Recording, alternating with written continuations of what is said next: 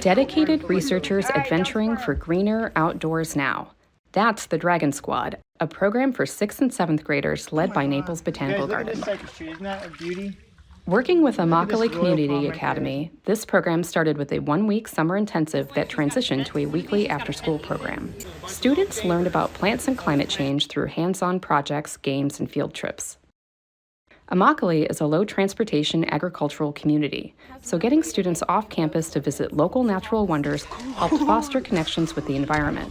During these trips, we introduced students to the diversity of plants in Southwest Florida, as well as our regional climate change threats and solutions. Back on the school campus, students revived their school garden, creating an on-site plant lab for the whole school.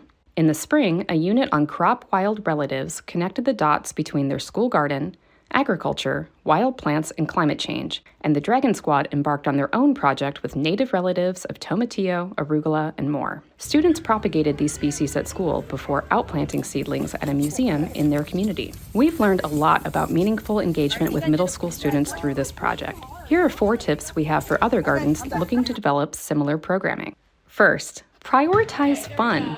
A challenge of this pilot was developing fun plant-centered climate change curriculum. Our program was outside of school hours, so lectures and worksheets were not well received. We didn't lose anything with this gamified approach. If anything, prioritizing fun elicited positive emotions and made concepts sticky.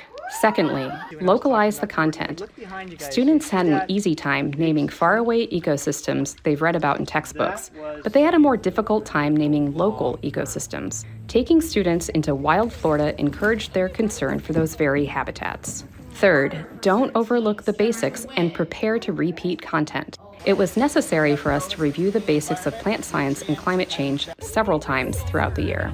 Each time we did, we packaged the content with a different delivery method. You just never know what is going to break through and create that aha moment. Finally, staff the program appropriately.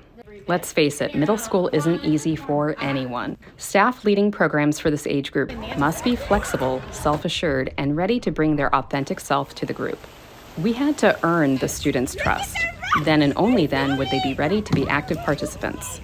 We can teach all sorts of people about plants and climate change. So why focus on middle schoolers? For one, there aren't many enrichment opportunities for this age group. For us, they were also an audience we were not yet serving. But they are the climate generation. This age group is growing up in a world that is perceptibly shaped by climate change, happening in their literal backyards and in their own lifetimes. When we talk about climate mitigation in the future, we adults need to consider the perspectives of the people who will be living it. Our students already understand their role. Just listen to this Dragon Squad member.